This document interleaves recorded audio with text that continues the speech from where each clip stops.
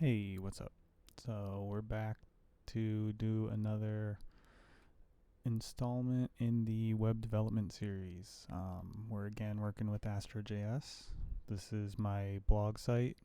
Um, if you go to graybush.io, then this is what you're going to see.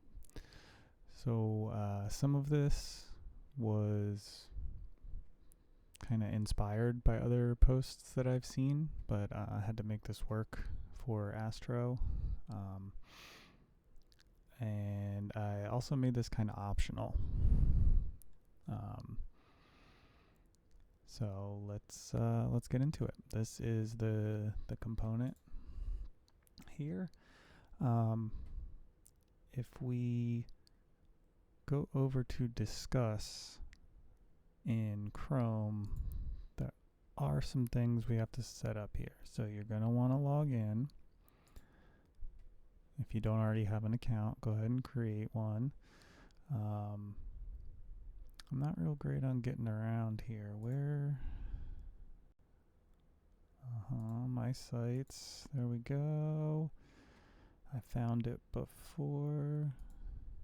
Settings, maybe? Yep, there we go. So under settings, there's installation. When you first set it up, they're going to show this to you. But if you're using any of these other platforms, you could use the integrations they've got here. Otherwise, just click here. They've got a little video. If you want to watch this, you can. But all you really need is this code snippet here. You can click copy. And it explains here, you're going to want to uncomment this and replace page URL and page identifier with those values. Whatever you want to use for that. So basically, you want this to be the canonical URL, and then the page ID should just be some kind of a unique identifier for this particular page. I'll show you how I solved that in a minute, but as you can see, the rest of this script matches up with what we've got here in our component. So we just create a standard component like Astro. I called this one blog comment. You can call it whatever you want. We have some props coming in here. So we've got a page URL and a page ID, right? Sound familiar? So in Astro, this is how you do it. We're going to declare an interface of props, and then we put all of our props in there. And then we can use the destructuring syntax to create variables out of those. So now page URL and page ID are accessible in here. So I wanted to, initially I just had it working like this, but because I wanted to share this as a component that other people could use, I wanted to give the flexibility. So basically the way this works is that when this component kicks up, it's gonna find the canonical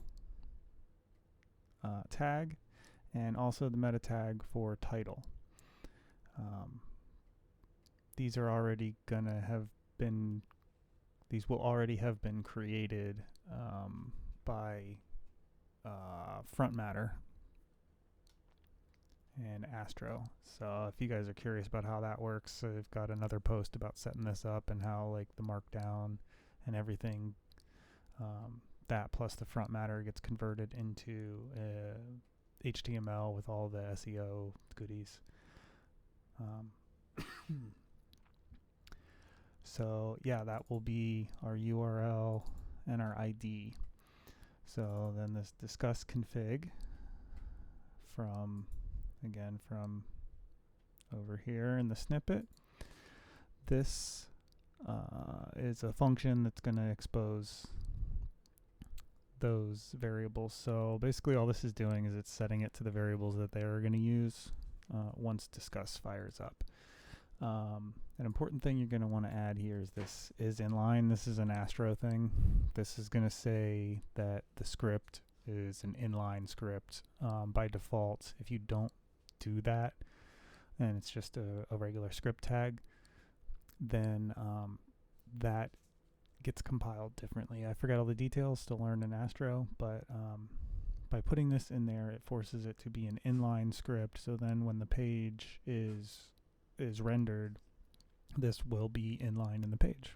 So, which is what we want here, because it's basically gonna download the script, which is gonna create an iframe or two, if I remember right. But anyway, it grabs this div and then injects inside of here everything it needs to create your comment section. So it's nice because it's all in one place. So yep, you're gonna have to make sure that this one is correct as well. Other than that, there's no real changes. Oh, this one might be worth pointing out.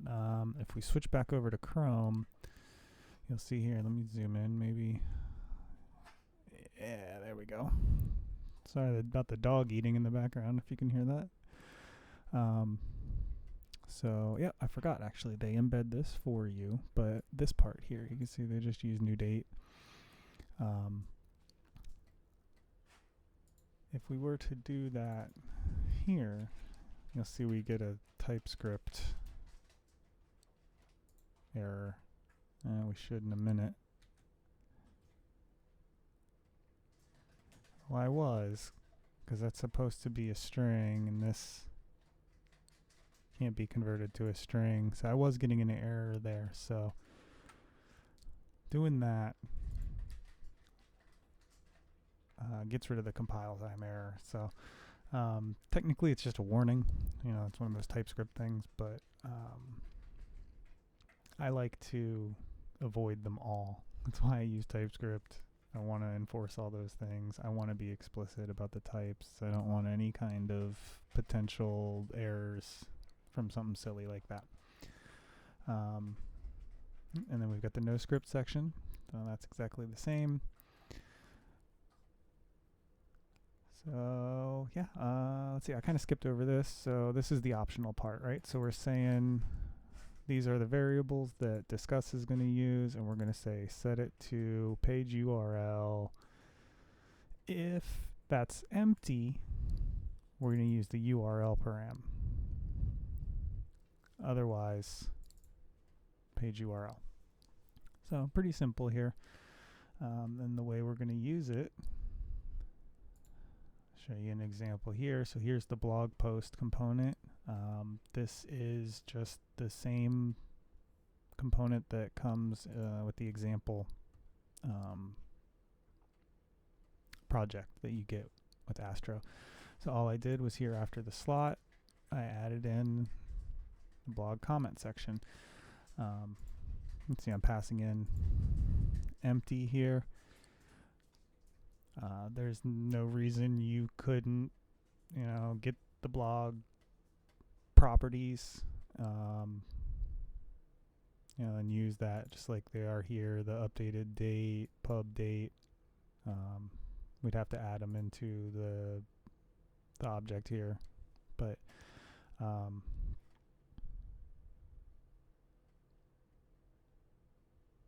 yeah, it's just that simple. So blog comment, if you want to pass page URL and page ID from here, you can, but like I said, it's optional.